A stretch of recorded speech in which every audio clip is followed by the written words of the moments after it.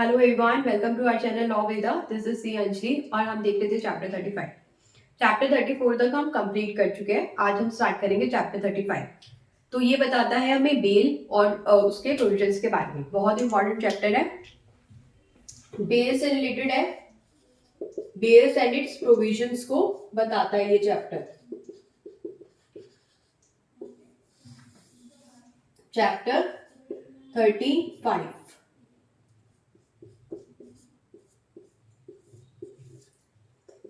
Section 480 478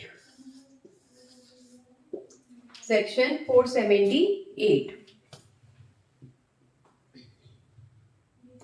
सबसे पहले हम देखते हैं कि कितने टाइप्स की बेल होती है। मतलब हमारे पास तीन सेक्शन है, 478, 480 एंड 482। ये तीन सेक्शंस हैं जहां पर बेल ग्रांट होती है। 478 की बेल ग्रांट होती है जब जब ऑफेंस कैसा होता है, बेलेबल। कैसा होता है ऑफेंस? बेलेबल, मतलब जिसमें बेल दी जा सकती है। अगर ऑफेंस नॉन बेलेबल है तो 480 में उसके प्रोविजंस गिवन है और उसकी बेल मिलती है 480 में। 482 बताता है हमें एंटीसिपेटरी बेल के बारे में। एंटीसिपेटरी बेल का क्या मतलब होता है? बेल का क्या मतलब होता है? जैसे हम किसी पर्सन को अरेस्ट करते हैं तो वो पर्सन जो है अभी उसका जो गिल्ट था वो प्रूव तो हुआ नहीं है, तो उसे अभी कस्टडी में रखने की क्या जरूरत है? अभी तो हम उसे बाहर भी छोड़ सकते हैं, लेकिन हम उसे इस कंडीशन पर छोड़ेंगे कि जब भी कोर्ट आपको बुलाएगा, जहां पर भी बुलाएगा, जिस भी टाइम पर बुलाएगा, तब आपको आना पड़ेगा। कोर्ट कुछ कंडीशंस, कुछ डायरेक्शंस भी दे सकता है बेल ग्रांट करते टाइम। कह सकता है, हो सकता है कोर्ट को डर लगे कि अगर हमने इसे बाहर छोड़ दिया तो ये किसी तरीके से एविडेंसेस के साथ टैंपरिंग कर सकता है, एविडेंसेस को जो है मॉडिफाई कर सकता है, या फिर जिसने भी इसके ऊपर केस किया है उसको डरा सकता है, धमका सकता है, या किसी तरीके की इंड्यूसमेंट जो है उसको दे सकता है। तो इस तरीके की कंडीशन भी लगा सकता है कोर्ट कि आपको ये सब काम नहीं करने। या फिर कोर्ट को ये भी डर हो सकता है कि अगर हम इसे खुला छोड़ देंगे तो ये फिर से और ऑफेंस कर देगा, तो इसलिए इसे कस्टडी में ही रखना चाहिए। तो ऐसे सिचुएशन में बेल नहीं दी जाएगी। तो बेल तब दी जा सकती है या तो कुछ कंडीशंस लगा के, या फिर कोर्ट को लगे अभी तो इसका गिल्ट प्रूव नहीं हुआ है, ये एक्यूज नहीं है और हो सकता है इसे क्राइम ना किया हो, तो इसको हम जो है अभी कस्टडी में नहीं रखते, अभी हम इसे बाहर छोड़ देते हैं। तो बेल बेसिकली अंडरटेकिंग होती है। बेल तब मिलती है जब बंदा अंडरटेकिंग देता है कि मैं जो है इस टाइम पर, जिस भी टाइम पर मुझे कोर्ट बुलाएगा, जिस भी प्लेस पर बुलाएगा, मैं प्रेजेंट हो जाऊंगा। तो उस बॉन्ड को जब वो साइन करता है तब उस पर्सन को बेल मिल जाती है। तो बेलेबल ऑफेंस में मिलती है 478 में, नॉन बेलेबल में मिलती है 480 में, एंड एंटीसिपेटरी बेल मिलती है 482 में। एंटीसिपेटरी बेल क्या होता है? जब किसी पर्सन को ये लगता है कि कोई जो है मेरे को किसी फैब्रिकेटेड केस में, किसी झूठे केस में मुझे जो है जेल भिजवा देगा, तो उस जेल में जेल से बचने के लिए, उस कस्टडी से बचने के लिए मैं पहले ही बेल ले लेता हूँ। तो जैसे ही पुलिस उस पर्सन को अरेस्ट करने आती है तो वो अपनी एंटीसिपेटरी बेल दिखाकर जो है रिलीज हो जाता है और उसको जेल जाने की जरूरत नहीं पड़ती। तो होता है एंटीसिपेटरी बेल। एंटीसिपेशन में ली गई बेल कि कोई पर्सन को लग रहा है कि उसको जो है झूठे केस में फंसा दिया जाएगा, तो पहले से ही बेल ले लेना, इसको बोलेंगे हम एंटीसिपेटरी बेल। तो बेलेबल ऑफेंस में जब बेल ली जाती है, इस सेक्शन में जब बेल ली जाती है तो एज अ राइट ली जाती है। मतलब कोर्ट को बेल देनी ही होती है अगर सिचुएशन जो है, जो कंडीशन है वो फुलफिल हो जाए, तो इसको कोर्ट को बेल देनी ही देनी है। तो ये पर्सन का राइट होता है कि मुझे बेल मिल जाएगी। लेकिन 480 में कोर्ट की डिस्क्रिशन होती है। कोर्ट को लगे कि दे दो बेल तो कोर्ट देगा, अगर कोर्ट को लगे कि बेल देने की जरूरत नहीं है तो कोर्ट बेल नहीं देगा। ठीक है, तो डिस्क्रिशन हो जाती है वहां पर हमारे कोर्ट की। तो ये डिफरेंस होता है हमारा 478 एंड 480 में। राइट होता है यहाँ पर कोर्ट की डिस्क्रिशन होती है। तो हम स्टार्ट करते हैं सबसे पहले अपने सेक्शन 478 से। सेक्शन 478। तो जैसा कि हमने देखा अगर बेलेबल ऑफेंस है तो इस सेक्शन में बेल मिल सकती है एक्यूज्ड को। और एक्यूज्ड को बेल कैसे मिलेगी? जब वो बॉन्ड या फिर बेल बॉन्ड को साइन करेगा। क्या करेगा? जब वो बॉन्ड या फिर बेल बॉन्ड को साइन करेगा।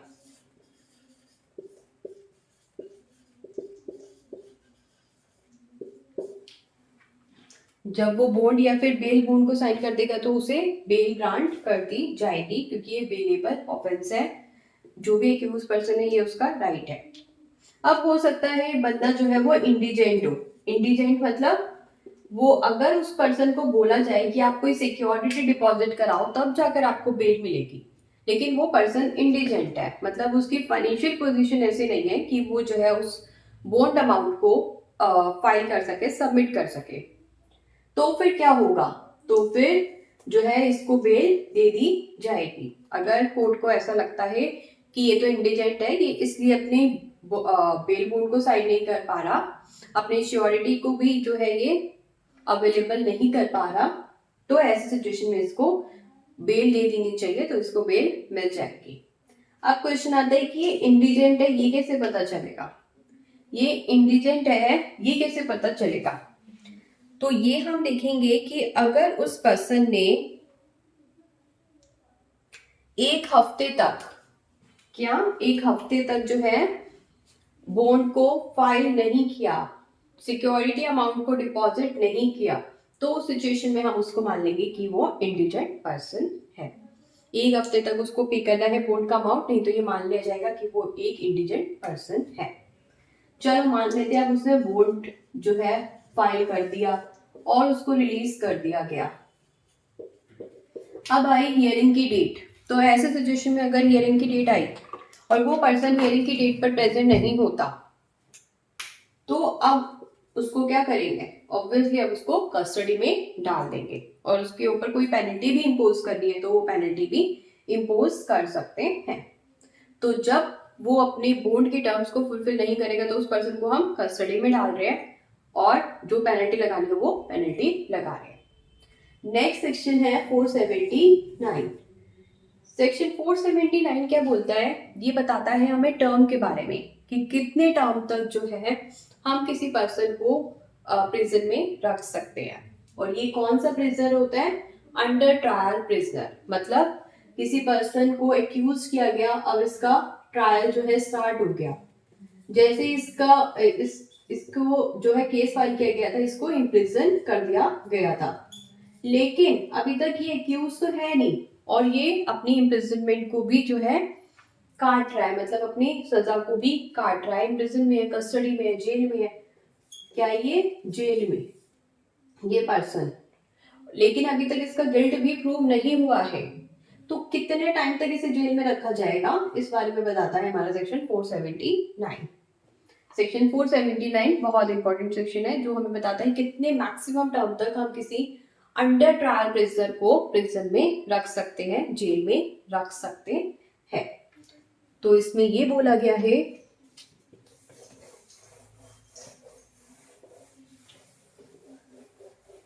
अगर ऐसा ये एक्यूज है जिसने डेथ पेनल्टी वाला ऑफेंस नहीं किया, मतलब जिसकी पनिशमेंट डेथ पेनल्टी है या फिर लाइफ इम्प्रिजनमेंट है, ठीक है, इसने अगर ऐसा ऑफेंस नहीं किया जिसकी पनिशमेंट डेथ पेनल्टी है, लाइफ इम्प्रिजनमेंट है, तो आप इसको मैक्सिमम हाफ टर्म तक रख सकते हो। कहां पर? प्रिजन में। कहां तक? प्रिजन में, ठीक है। लेकिन अगर ये फर्स्ट टाइम ऑफेंडर है तो 1/3 तक, तो जो भी टर्म है उसका 1/3 कर देंगे और मैक्सिमम आप जो है इसको ट्रायल जब तक खत्म नहीं होता उस टाइम तक प्रिजन में कितना रख लोगे? 1/3।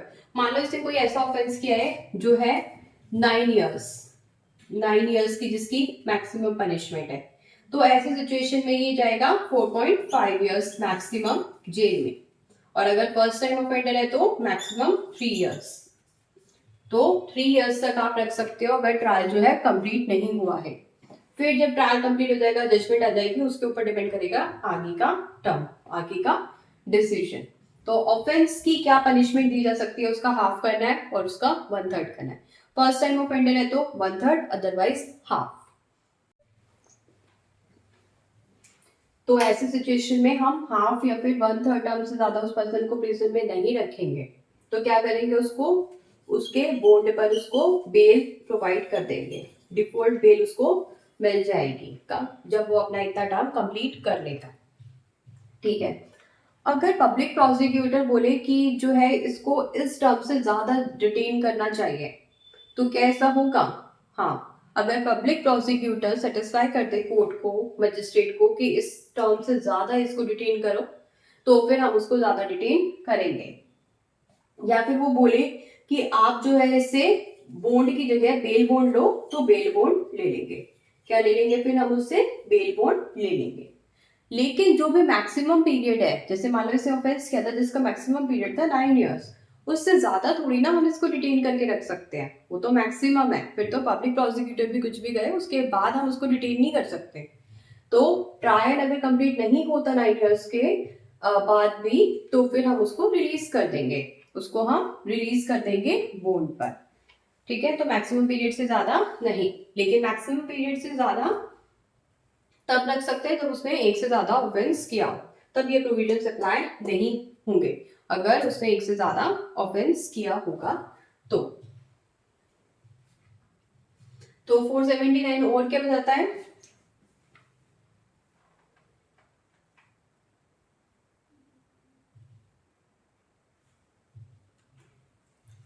अगर जब भी हम इस पर्सन को डिटेन करके रख रहे हैं, डिटेंशन में रख रहे हैं, ठीक है, लेकिन जो डिले हो रहा है ट्रायल में या फिर इंक्वायरी में, इन्वेस्टिगेशन में, वो एक्यूज की वजह से हो रहा है और उसकी वजह से वो डिटेंशन पीरियड में रह रहा है, तो उस डिटेंशन पीरियड को हम कैलकुलेट नहीं करेंगे।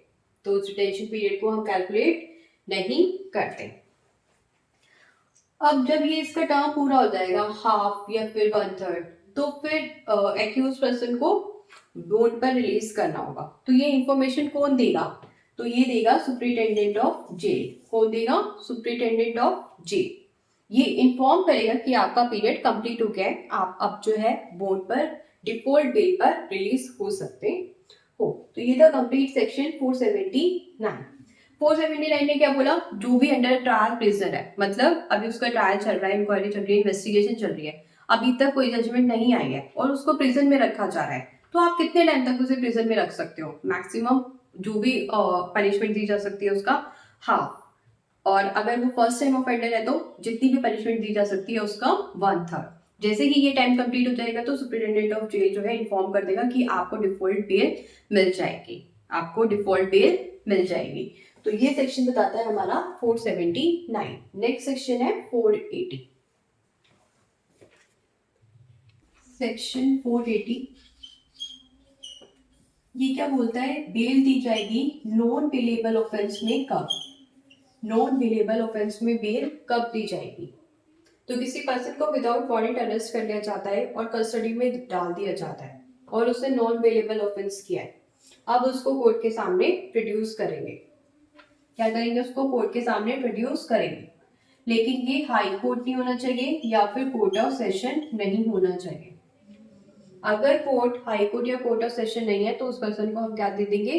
बेल दे देंगे नॉन बेलेबल ऑफेंस में। कब? जब ऑफेंस ऐसा नहीं है कि जिसकी पनिशमेंट डेथ पेनल्टी या फिर लाइफ इम्प्रिजनमेंट है। कब? जब ऑफेंस ऐसा नहीं है जिसकी पनिशमेंट डेथ पेनल्टी या फिर लाइफ इम्प्रिजनमेंट नहीं है। या फिर हम तब भी बेल नहीं देंगे जब वो पहले कन्विक्ट हो चुका है किसी ऐसे ऑफेंस के लिए जिसकी पनिशमेंट डेथ पेनल्टी है, लाइफ इम्प्रिजनमेंट है, या फिर 7 ईयर से ज्यादा जिसकी पनिशमेंट है। तो वो ऐसे ऑफेंस के लिए कन्विक्ट हो चुका है और ये ऑफेंस कैसा था? कॉग्निजेबल, मतलब बड़े वाला ऑफेंस था, हीनस क्राइम था। या फिर ऐसा पर्सन जिसको 3 इयर्स या फिर 3 इयर्स से ज्यादा की पनिशमेंट हो चुकी है। कितनी बार? 2 बार या फिर 2 से ज्यादा बार, और ऑफेंस कैसा था? कॉग्निजेबल। तो ऐसी सिचुएशन में भी हम जो है उस पर्सन को बेल ग्रांट नहीं करेंगे जिसने नॉन बेलेबल ऑफेंस किया है। तो 3 साल मतलब थोड़ा छोटा ऑफेंस है लेकिन 2 बार कर चुका है या 2 से ज्यादा बार कर चुका है तो फिर नहीं। या फिर बड़ा क्राइम वो ऑलरेडी 1 बार भी कर चुका है और उसके लिए वो कन्विक्ट हो चुका है, तो भी हम नहीं देंगे। या फिर ऐसा ऑफेंस उसने अब एक्यूज किया गया जिसके लिए वो डेथ पेनल्टी या फिर लाइफ इम्प्रिजनमेंट की उसकी पनिशमेंट मिल सकती है, तो हम उसको नॉन बेलेबल ऑफेंस में उसको हम रिलीज नहीं करेंगे।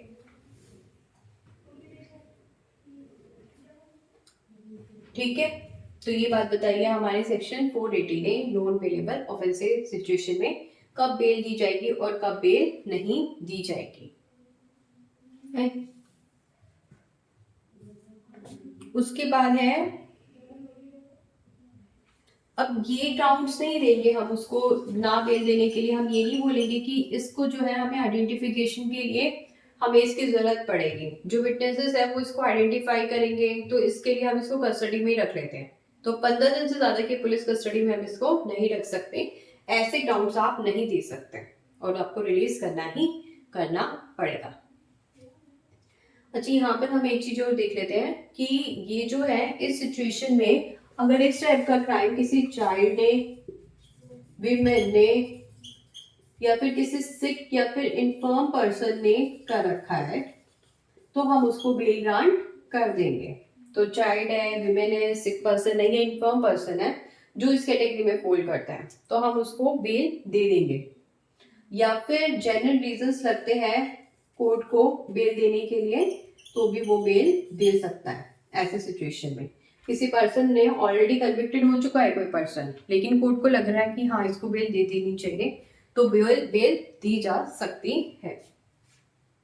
अगर आप किसी ऐसे पर्सन को जो है बेल पर रिलीज कर रहे हैं जिसने ऐसा क्राइम किया है जिसकी पनिशमेंट लाइफ इम्प्रिजनमेंट थी, डेथ पेनल्टी थी या फिर 7 ईयर्स से ज्यादा की थी और उसको कन्विक्ट कर दिया गया था, अब हम उसको रिलीज कर रहे हैं, तो ऐसे सिचुएशन में हम क्या करेंगे, पब्लिक प्रोसिक्यूटर को इन्फॉर्म करेंगे। क्या करेंगे, पब्लिक प्रोसिक्यूटर को इन्फॉर्म करेंगे। तो हमने बोला चाइल्ड है, विमेन है, सिक है, तो ऐसे सिचुएशन में हम उनको पोर्ट पर बेल पर रिलीज कर देंगे, या फिर ऐसे पर्सन है तो हम उसको रिलीज कर देंगे। तो आपको पब्लिक प्रोसिक्यूटर को इन्फॉर्म करना है, उसको भी सुनना है अगर वो क्या कह रहा है कि रिलीज करना चाहिए नहीं करना चाहिए, तो उसकी बात भी हमें सुननी है एज पर सेक्शन 480। तो ये था इसका क्लॉज सबसेक्शन 1, ये था इसका सबसेक्शन 1। नेक्स्ट सबसेक्शन में इस सेक्शन में कैसी बेल मिलती है वो देखते हैं।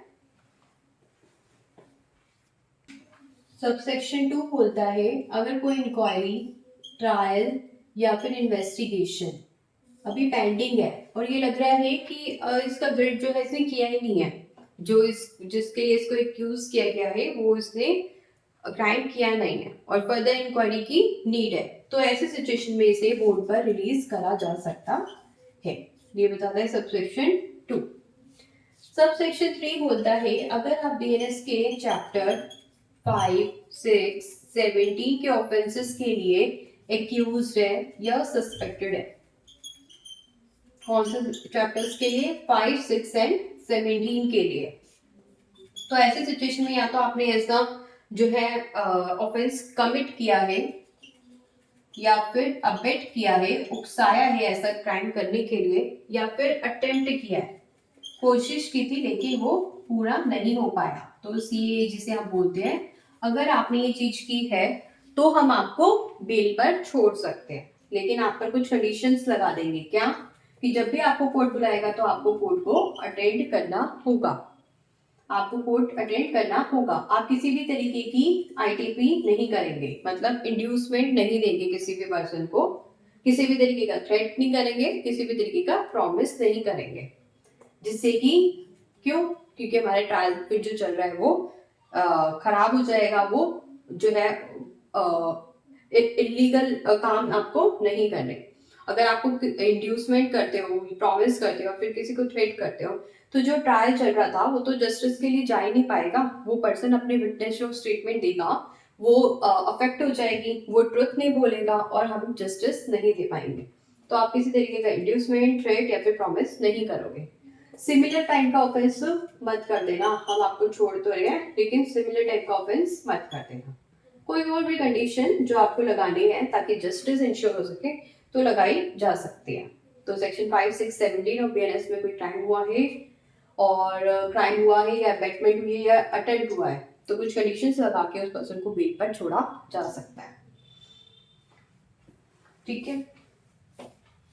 उसके बाद ये बात बोली गई है कि जो भी आप ये क्राइम कर रहे हैं 2 में या फिर 1 में आपको रिलीज करा है, उसके लिए आप स्पेशल रीजन रिकॉर्ड कर सकते हैं एज पर सबसेक्शन 4। मतलब आप सबसेक्शन 1 में, सबसेक्शन 2 में जब भी किसी पर्सन को बेल पर छोड़ रहे हैं तो उसके स्पेशल रीजन रिकॉर्ड कर लो। उसके बाद आता है हमारा सबसेक्शन 5। सबसेक्शन 5 बोलता है कि अगर इन सिचुएशंस में हमें लग रहा है कि कोई पर्सन के कहीं भी जो है टर्म्स को कंप्लाई नहीं कर रहा, तो क्या करेंगे, उसे कस्टडी में भेज देंगे। क्योंकि आपको जो है बोर्ड पर भेजा गया था, बेल बोर्ड पर भेजा गया था, लेकिन आप अपनी कंडीशंस को फुलफिल नहीं कर रहे, तो ऐसी सिचुएशन में उसको कस्टडी में भेज दिया जाएगा। कस्टडी में भेज दिया जाएगा। उसके बाद आता है सबसेक्शन 6। सबसेक्शन 6 के कहते हैं जब भी कोई ट्रायल चल रहा है और वो कंक्लूड नहीं हो पाता, कितने दिन के अंदर, 60 डेज के अंदर, जब से उसे एविडेंसेस देने थे। तुम ट्रायल करे जा रहे हो, टाइम जो है वो निकले जा रहा है, इतना निकल गया कि 60 डेज हो गए जब से एविडेंस लेने थे। तो ऐसे सिचुएशन में इस पर्सन को बोर्ड पर बेल पर रिलीज कर दिया जाएगा।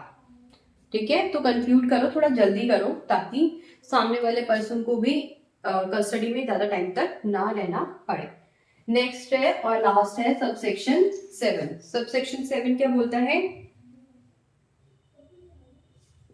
कि आपने ट्रायल कर लिया, आपने जो है अब जजमेंट ही सुनानी है, आपने ट्रायल कर लिया और आप ये फाइंड आउट कर रहे हो कि नहीं, इसने तो कोई गिल्ट किया ही नहीं है, इसने तो कोई क्राइम किया ही नहीं है, तो ऐसे सिचुएशन में भी आपको क्या करना होगा, इसको बेल पर या फिर बोर्ड पर रिलीज करना होगा। तो ये कंप्लीट सेक्शन था तब जब नॉन बेलेबल ऑफेंस था, और 478 क्या बात कर रहा था, जब बेलेबल ऑफेंस था। तो ये थे 3 इंपॉर्टेंट सेक्शन। आगे के सेक्शन हम कवर करेंगे नेक्स्ट क्लास में। Thank you.